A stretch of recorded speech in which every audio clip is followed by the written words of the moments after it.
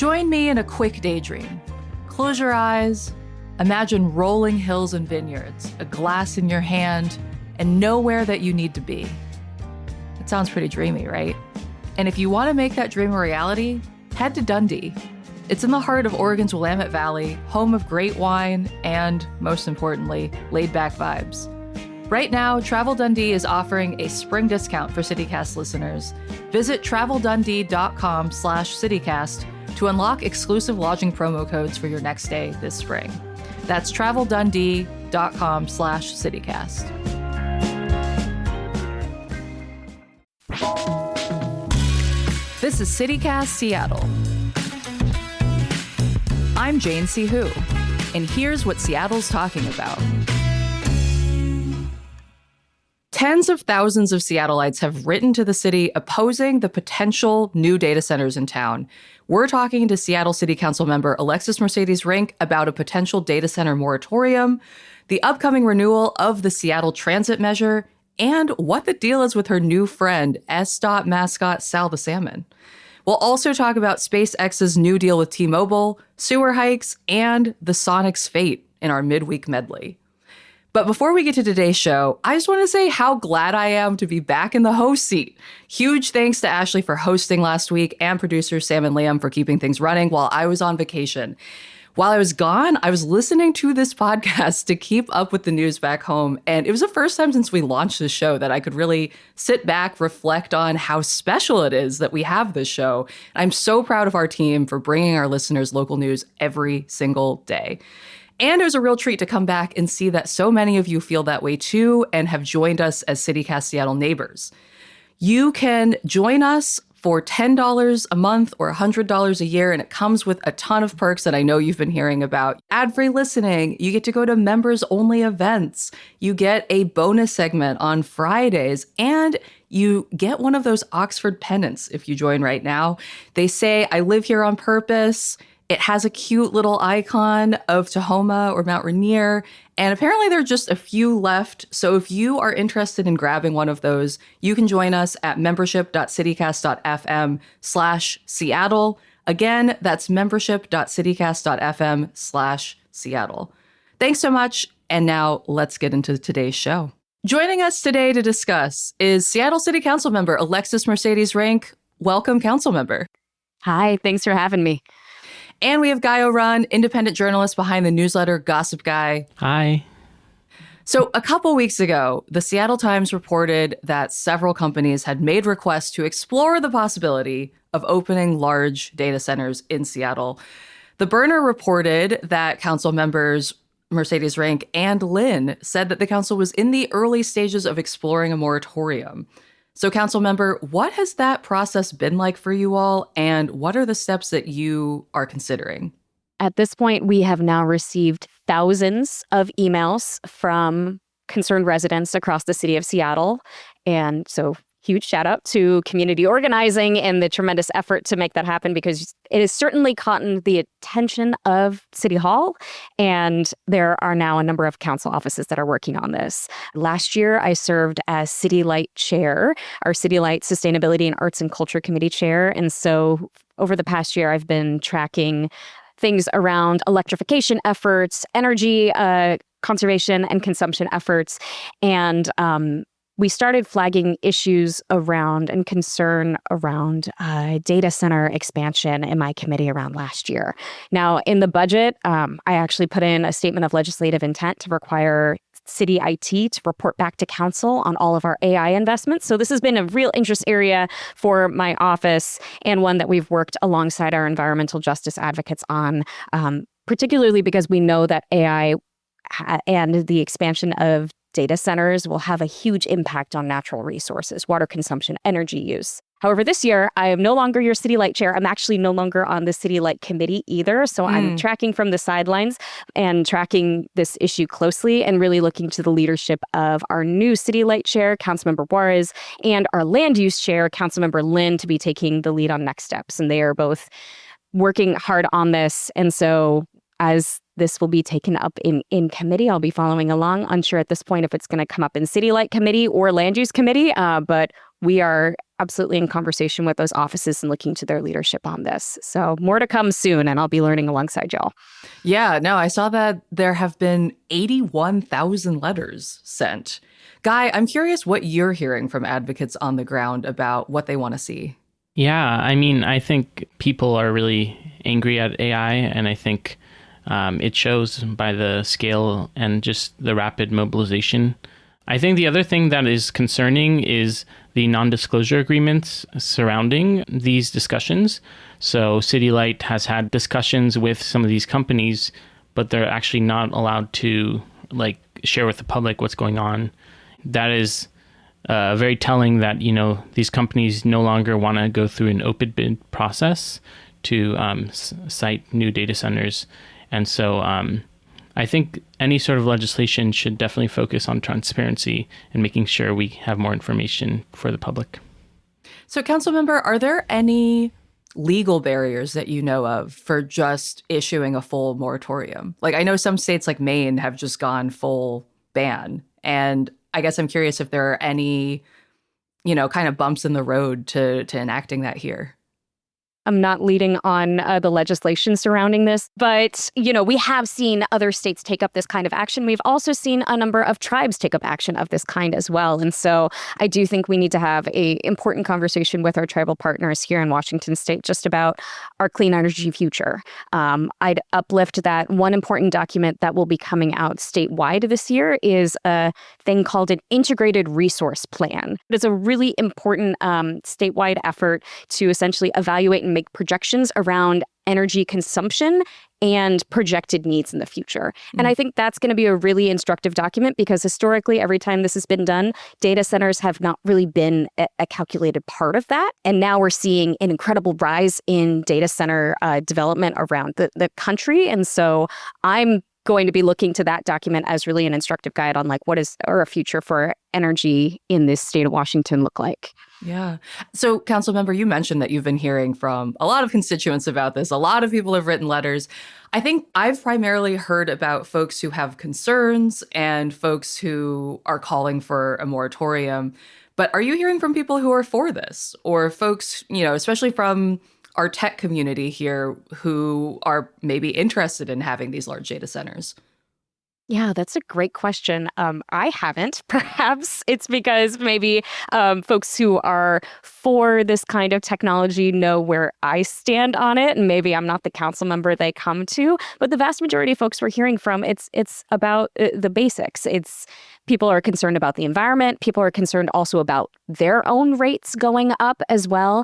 And we're really lucky here in the city of Seattle that we have a public utility like City Light. And so we have public oversight over our electricity in that kind of way. And not every jurisdiction has that ability. So I think this offers a really great opportunity to get into, as Guy was speaking about, transparency on our clean energy future, transparency on energy consumption and customers and so on. And so I have not heard yet from a huge constituency of folks who really want this to happen. I think right now AI is really opening up more questions than it is offering solutions. And so I feel like it's really a lot of those questions that I've been fielding from constituents around what does this all mean? And of course, people are struggling to pay bills as is, and anything that could lead to increased rates for our residents is concerning. Yeah. And I do wonder, even if these companies don't end up setting up shop within Seattle city limits, I wonder if they're in the county, what kind of bigger impact that's going to have. But I suppose we'll cross that bridge when we get there. Speaking of your stances on things, Councilmember, I know you are a big transportation advocate. I know you're the VP of the council's transportation committee. Is that right? I am. I am the vice chair of our transportation committee, and I was also on the transportation committee last year. And as I understand it, you don't own a car. That is true. I am the only car-free council member. I haven't owned a car for years. The only time I owned a car in Seattle, it was because I had to for a job. They literally made me get a car. Still don't know if that's legal. But I briefly owned a car, drove around for about 6 months across the county, and then the pandemic happened, and I have not really driven since, and I sold my car as soon as I was able to. My colleagues joke with me. They're like, we get it. You don't own a car. But I always bring it up because, there are 20% of Seattle households that also don't own a car. How you navigate the city when you don't own a car is just very, very different. And I think it's worth really being upfront about that and being clear that that shapes a lot of my perspective when it comes to transportation policy. Yeah. By the way, I almost fell for your April Fool's joke. It was one of the few that got me. For people who don't know, the council member had posted on Blue Sky, like, I did it. I finally bought a car. And I thought to myself, that doesn't seem very in character. And then I was like, oh, right, it's April 1st. Okay, got it. So, council member, I know you've been out and about lately for transit-related wins, like the announcement of the dedicated bus lane on Denny and also the Save the Ballard light rail rally. Part of what has been funding transit here in town is the Seattle Transit Measure, which is a 6-year sales tax that is up for renewal pretty soon. Can we expect the rate to remain the same here? I believe it's 0.15% sales tax that pays for that. Yes. Are there any other changes that you'll be pushing for this year? Like, what can we expect to see in the renewal? It's a great question. It's been a fun time for transit. And I think it's been even more fun having perhaps one of the biggest transit advocates as mayor now. And so I'm really excited about the Seattle Transit Measure renewal and the opportunities to boost bus service across the city. The big things I'm going to be looking for will be seeing to make sure that this proposal funds more bus service. Currently, our Seattle Transit Measure that's in place, it passed in 2020 with 80% support. It is a 0.15% sales tax, and it funds about 1/14 of buses in Seattle, so about 7%. So really, we're talking about this is an effort to boost our level of bus service on top of what Metro provides. And our current Seattle Transit Measure funding, 55% of it goes towards bus service, 16% goes towards transit infrastructure. It also funds our streetcar operations, so about 11% of it goes to streetcar. And then it funds transit access programs. So think about the Orca Lift program. And then the final little tranche of it goes towards Sound Transit 3 preparation and planning. So this actually helps boost our efforts to realize things like West Seattle Light Rail and Ballard Light Rail. It's a really important source of funding for the city because it really opens up transit access to thousands of folks across the city. And one final data point I'd uplift is 37,000 free Orca card passes have been distributed through the Seattle Transit Measure. Really, really huge when we're talking about boosting and making buses more accessible to folks across the city. Nice. So, okay, 0.15%.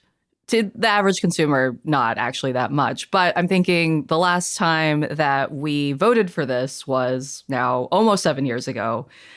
Things have gotten more expensive. Can we expect to see that amount increase? That's a question for Mayor and the council. I think this is a good moment to also uplift. There's been a lot of conversation in the transit advocacy community around why are we just focusing on Seattle? We should be talking about boosting countywide service because we know as the affordability crisis has gotten steeper, more and more folks have been pushed out of the city and folks are commuting from outside of the city into the city, and that's increasing emissions. It adds to folks' schedules. Like, shouldn't we be talking about boosting our express bus service so folks are able to hop on a bus and be able to get to work? And so there have been ongoing discussions like with our transit advocates and between city and county partners around what does this mean to do something countywide? I think it's fair to say we probably won't be seeing a countywide effort this year. However, we need to renew the Seattle Transit Measure this year. So I wouldn't be surprised if this is notched up a little bit to increase some of our investments just because of the needs in transit service across the city. What I'm really going to be looking at is how do we change that 55% allocation that's currently going towards bus service and boosting that. Because we still haven't fully restored our pre-pandemic bus service levels. So we actually have less bus service today than we did before the pandemic. That feels like something that could be achievable and something we should be striving towards. And I know you've been pushing for that a lot. And part of that has been you appearing in some Seattle Department of Transportation videos with Sal the Salmon. It all started with SDOT sending us some email material around Flip Your Trip campaign. It's really important to let folks know that they can take the bus. And I was joking with my team. I said, what if I just like did a flip and said like, flip your trip? Okay, I wanted to ask you about this random cartwheel that you did. I was like, It was supposed to be a flip. I randomly did a front flip and said, flip your trip. And my team thought it was so funny. They were like, you know what? Let's reach out to SDOT and see if they would let us appear with Sal the Salmon and do a video. So it seems like the council member maybe has a background in gymnastics from what I'm gathering here. Pretty impressive. Sam wanted to know, how did it go from a flip to a cartwheel in that video? When we were filming, I realized we were filming on cement sidewalk. And no. Don't break your head open. Yeah. Not worth it. Listen, I'm very committed to our transit system. Not that committed, I guess. Not worth breaking my head open. No, we don't want that. All right. Well, Alexis Mercedes Rinck, thank you so much for joining us today. Thanks for having me. When we come back, we're going to talk about T-Mobile's new Starlink deal, and we'll run down the headlines with our midweek medley.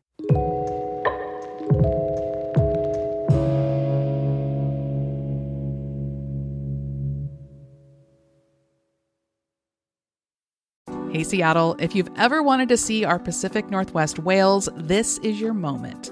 FRS Clipper Whale Watching is the only whale and wildlife tour departing from right in downtown Seattle. And this year, for their 40th anniversary, they're launching a brand new catamaran, the Emerald Clipper.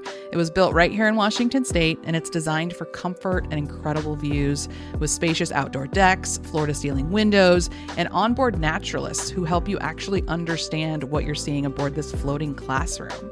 Out on the Salish Sea, you might encounter humpbacks feeding, killer whales hunting, gray whales cruising, plus bald eagles and seals and sea lions. It's not just a tour, it's a full wildlife experience. And they have a whale sighting guarantee, so if you don't see whales, you'll get a complimentary tour to use in the future. Spots fill quickly as the season ramps up, so don't wait. In fact, Sam and I have already booked our trip, and we cannot wait. You can book early too. Just go to whalewatching.com. That's whalewatching.com. Seattle's tastiest tradition is back. Seattle Restaurant Week is happening April 19th to May 2nd. And for 2 weeks, diners are invited to explore our diverse and innovative local food scene. This year, there are over 260 restaurants participating, and they're offering special curated menus highlighting their signature dishes and chef's picks. These menus are priced at $20, $35, $50, and $65, so you can find a restaurant, bar, cafe, food truck, or pop-up across the greater Seattle area that fits your budget, or maybe it just gives you an excuse to splurge a little bit.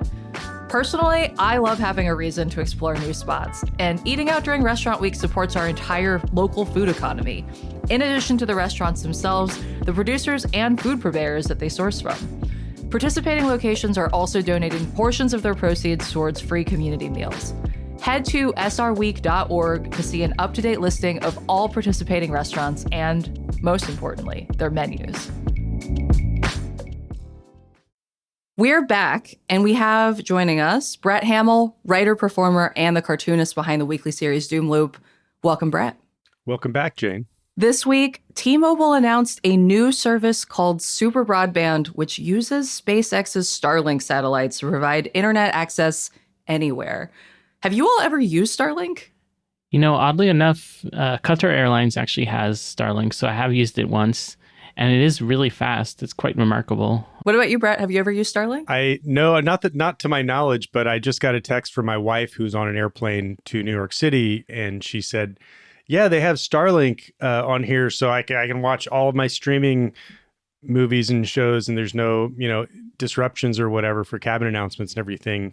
And of course, I had to immediately ruin it for her by saying, "Oh, Elon Musk's internet, huh? How's that going for you?" And she, The idea here, I think, has been to fill all the gaps in the connectivity network. So T-Mobile's press release announcing this partnership says that, quote, even minutes of downtime can carry a steep price for businesses, with losses averaging more than $100,000 an hour across industries.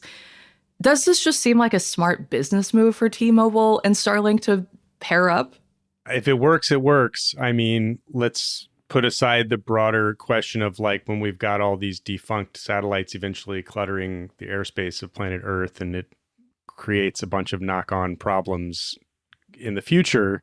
But we're not worried about stuff in the future anyways. So As a science journalist, that's been primarily what I've heard about Starlink since it first launched, which is that it has these long trains of satellites. And it seems like it does have potential future ramifications that we're not thinking about right now. Like there are astronomers talking about how they reflect sunlight, so it is ruining a lot of astronomical observations. Although Starlink isn't the only company doing this, there's also Amazon's got Project Kuiper, and Starlink apparently also has a military version called Star Shield, which feels very futuristic. But then it's like, you've got the problem of space junk. Like this stuff kind of has a finite life where once they stop working, they're just still up there floating around. And there's infrastructure that gets threatened, including the International Space Station, which we kind of want to stay functional. I mean, what else have you guys heard about Starlink? I mean, maybe we'll have to create that Futurama, space junk pile to collect all them. They just sent all their trash to space and then it comes back to haunt them. But, that is a good question. There's this whole externality of polluting in space, like who pays for it? It will be future generations. The other discussion I've heard about Starlink is a lot about the geostrategic one and the way that Elon Musk could turn on or off internet for Ukraine or Iran. It is definitely very integrated with the military industrial complex. So I think people are raising concerns about that as well. The bigger picture is, does it have, benefits? Sure. Do we trust the people running it? Absolutely friggin' not. Would you trust Elon Musk with, your nation's liberation fight? Hell to the no. It's tricky to think about the trade-offs here, right? So I know that actually the Ho tribe in Washington was one of the first to adopt Starlink in 2020. Navajo Nation and a bunch of other people living on tribal lands have used Starlink where broadband isn't available. Like it does help communities that don't otherwise have access to broadband access the internet more easily. But yeah, the question is, in the long run, who controls this and in what ways will they deploy that power? It also begs the question of what we're willing to expend resources on. So we could deliver broadband hardwired service to rural communities. But instead of that, our workaround is let's launch things into space to float around forever. And that will also be geostrategic assets for a highly militarized regime here in the US. I've been working on municipal broadband and following those issues for over a decade now. And, Trump administration cut funding on rural broadband. And they're saying, we don't need it anymore. Now we have Starlink. I mean, we've known for those tribes and those rural people need broadband forever. Also, actually having a hardwired, broadband is still apparently much faster. I do think you bring up a good point. What can the public, do to maybe regulate Starlink? Could the State Utilities Commission make sure to set prices or, enforce rules around net neutrality and transparency to make sure people's data isn't being monitored and, sold to the highest bidder? Brett, when you were saying that your wife was on a flight and was able to get internet through Starlink, it gets me thinking about, again, trade-offs, right? So you've got these communities who don't have broadband currently, who are able to access the internet, but you also just have this convenience factor that I think Starlink is promising. And it seems like that this T-Mobile deal with Starlink is trying to offer, which is if there are any holes in the overall system, that it will just make things better, easier, faster for people.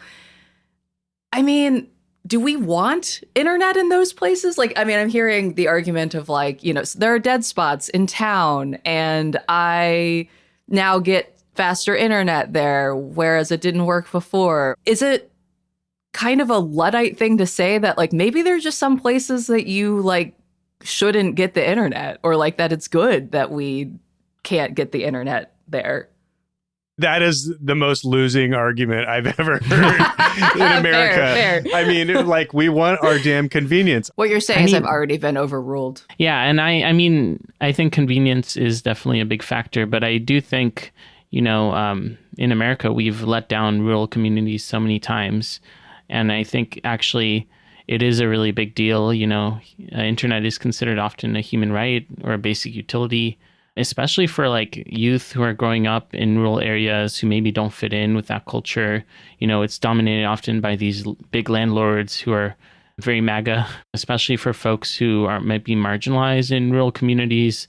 Like internet can be a lifesaver in terms of finding communities. I don't want to undermine that it is maybe like a game changer for some people to have Starlink. And at the same time, we can do two things at once. We can critique, how these businesses operate and still value like the importance of connectivity. The sad thing is that Starlink also in the municipal broadband or public internet complex seems to have foreclosed upon the idea that what rural communities did was give municipal broadband a foothold in states like Washington, where you say, the big telecoms are not providing internet service. These people should be able to build their own networks, their own municipal broadband that's run as a public utility. Well, that is how a lot of the progress was made on the municipal broadband front in Washington and nationally. Now, if you can just get internet from the sky, there's no reason to do that. So not only does it hurt the struggle of those people wanting to build the networks in the rural areas, but it also forecloses a lot of possibilities for us in Seattle, where we really should consider a public internet option. We could be another leader as a city to do something like that. All right, let's take a break. And when we come back, let's get into this week's headlines so far in our midweek medley.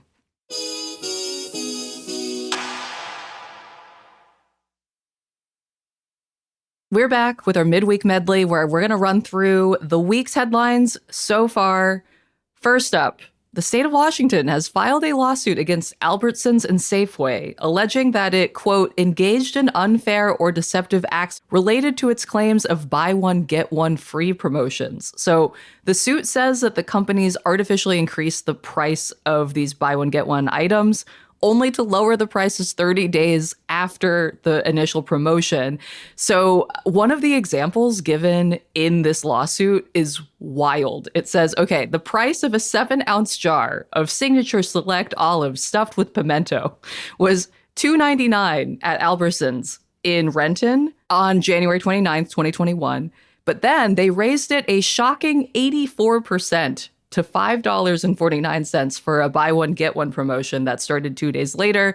And then after that promotion ended, they brought the price back down to $2.99. So the lawsuit alleges that the defendants brought in as much as $19.6 million from these, quote, improper transactions. Have you all been victim of these buy one, get one deals then, if you've been shopping at Safeway or Albertsons? I think I have. I'm that age that I do save all my receipts. So at some point there's going to have to be a reckoning, because I will buy multiple things of ice cream if it's buy one, get one free without even thinking about it. What I love about this is I love the state cases where the attorney general has to go in and look at the price of olives stuffed with pimentos. I just love, come down to our level, man. This is what we deal with every day. And, of course, it's also a huge crowd pleaser when Brown runs for re-election. He's going to be able to say, I clawed back millions of dollars in fraudulent BOGO offers. Do people get mailed like a check? Like, how do they get the money back? I am not quite sure what the form of restitution is going to be yet. Although I will say I love reading lawsuits because in the suit, when they lay out what they want, the title of the section is always prayer for relief, which is so dramatic. I'm not sure exactly what form this payment is going to take. I think the company is probably going to have to at least pay back some of that $19 million if this goes through. But I don't know if it'll go to consumers. It's alleged, right? Yeah, it's not Yes, it's alleged proven at this point. So they have my loyalty card that tracks every single purchase I've ever made there, chronologically aligned. Give me a call. Let me know how much you owe me. I don't think we should have to hunt down the money for that. Yeah, like all these different loyalty cards. And then like on top of that, they do all these different restrictions on coupons. So it's like, I've heard some shady stuff with Safeway and with QFC as well, and even Fred Meyer's. I'm not surprised if they changed their prices. I didn't even know this was illegal, to be honest. Like, my consumer brain is like, okay, so these olives were $2.99. If you bought 2 of them, that would be what, $6? But if you're doing a buy one, get one for $5.50, it's still kind of a deal. I mean, not to defend these companies, but I truly didn't realize that was the basis of a lawsuit. This also just underlines that our legislature needs to get cracking yesterday about dynamic pricing and AI-assisted pricing. Other states have already made it fully illegal. I think Delaware was the last one I read about. So if they can do this with just like paper tags on a supermarket shelf, imagine what they can do with access to all the information that your phone provides them. Yeah, like especially now with all these coupons, like only if you use the app, yep. I can't be bothered. Yeah, I'd love to see like the municipal grocery stores come to Seattle because, I think people have a lot more faith if it's transparently run that like these prices are fair, workers are being treated well, and that there's not extra margins being taken out. Wilson has said that she will look into it, and Mamdani is getting ready to start the first, New York City publicly owned grocery store. And just the merch alone will fund that store for years because I'm like New York City grocery store #1 or whatever. Yeah, give me the T-shirt. I want it. Well, maybe we can try and apply some of that to another municipal system, which is our sewer system. News dropped this week that double-digit sewage rate hikes are coming for King County residents. So county officials have proposed a 12.75% rise in our 2027 rates. If that new rate is approved by county council, that's going to cost the average wastewater treatment ratepayer about an additional $8 a month. Part of why this is happening is due to upgrades that our King County Wastewater Treatment Division is going to have to make. So in older buildings and systems, stormwater and sewage flows through the same pipes.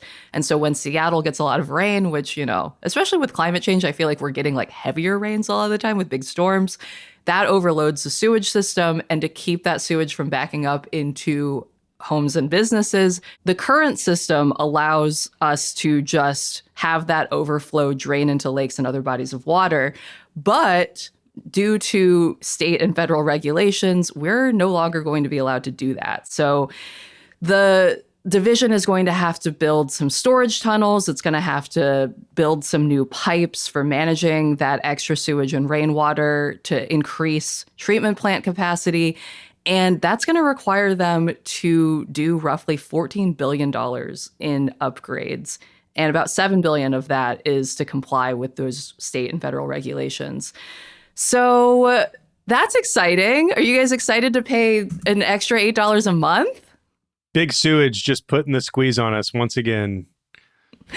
I don't really see a way around it is the other thing, right? Like the King County Wastewater Treatment Division said to us in an email that while preparing for future climate impacts is an important investment for our sewer system, the 3 main factors driving the rates are to comply with federal and state regulations, modernize infrastructure that has been operating daily for decades, and increase the treatment system's capacity to serve the region's growing population. I mean, it just seems like the cost of being a resident anywhere that we have to support infrastructure upgrades. But I'm sure that just given the current economic situation, folks are not always excited to hear about any kind of rate hike. This is maybe not a policy-driven idea, but I think Asia's influenced me, and maybe the county could provide a bidet installment system, get people, get Americans used to using bidets, and maybe that would reduce the amount of toilet paper that goes in. I don't know if that's a big factor in the sewage capacity, but I think it would be a fun program. 100% team bidet helps. Right here. Same. A tushy for everyone, There should be mail-in rebates, etc. I mean, this is something that will change lives, in my opinion. Thank you. Or at least maybe offset public opinion. Like if I were a ratepayer and I was like, oh, I get 20% off of a new bidet through my extra $8 a month, I don't think I'd be that upset about it. They're only $30 or $40. You can buy a high-quality bidet that takes 10 minutes to install for $30 to $40. Brett's been compromised by Big Bidet. I am fully on Big Bidet. If anyone out there wants Brett's to sign promo me, code I will do an endorsement. Hamel20 for 20% off. But I should say, as a regular swimmer in Lake Washington, It's probably good that they're upgrading the sewage because we get browned out at least a couple of months in the summer where we can't go in the water. Okay, well, let's move on from news about actual poop and just get into some poopy news, which is that the NBA commissioner, Adam Silver, said on Monday that the Board of Governors vote on league expansion, that is, whether or not we get the Sonics back, is not likely to happen this summer. The Seattle Times reports that the commissioner said, I think the summer would be premature, but there is time between the summer and the end of the calendar year. It is still my hope for both Seattle and Las Vegas that we would be positioned to make decisions about specific groups by the end of the year. You all, should I just give up on any hope for the Sonics coming back? I'm so tired of the back and forth waiting to hear news. I personally, it would be cool, but how it's another billionaire shakedown if it does happen. If you noticed in Portland, the mayor is demanding that they make improvements on the Moda Center where the Blazers play. Otherwise, they'll lose their team and become just another flyover city. So they're running the same exact playbook with Portland, who watched it all happen to us. And you know that they're going to say, "Oh yeah, we better rebuild the Moda, we better refurbish the Moda Center, add a bunch more luxury skyboxes." I mean, it's just supervillain level civic scammery going on with the NBA. Yeah. That being said, I know it's very meaningful to a lot of people, and I would like to go to a Sonics game. Maybe we gotta try some new tactics, like Seattle and Portland and other cities. Say we're gonna start our own league if you don't give us what we want. I don't know, like we gotta start getting creative. Cascadia, but the NBA. Well, we had the ABA back in the 70s, and then that was mostly absorbed back into the NBA. I mean, there is a precedence for it, but they generally don't do very well. With Portland and Seattle, yeah, maybe somehow we get our two Mayor Wilsons to join hands and do some trailblazing stuff. The Wilson twins. That's it's just what they weird. call them, yeah? It's all subject to this opaque process that seems to be based partially on vibes and partially on cold hard cash. And that's America, it would Brett. be hilarious if we did get the Sonics back during Wilson's term. That would be one of the funniest and most poetically hilarious things that could possibly happen is Mayor Sports Guide, I'm the guy who plays sports, is not in office for the Sonics coming back. And instead we've got this socialist who really doesn't care and kind of pretends to care because it's the right move politically. But come on, she doesn't care. That makes it funny. So that means I automatically support it. Comedian Brett Hamill supports a funny thing happening. Brett, thank you so much for joining us today. Thanks for having me. And Guy O'Run, thanks so much for being here. My pleasure. That's all for today here at CityCast Seattle. Listeners, we want to hear from you. If you've got questions about the Sonics, if you got scammed in this alleged BOGO fiasco, send us an email at seattle@citycast.fm. You can also text us or leave us a voicemail on the CityCast hotline at 206-880-3931. Also, huge shout out to Eric W. for joining us as a new CityCast Seattle neighbor. If you are interested in joining, today I think is the final day. Get one of those pennants. Get the Friday bonus segment that we are cooking up right now. You can join at membership.citycast.fm/Seattle. Until next time, see ya, Seattle.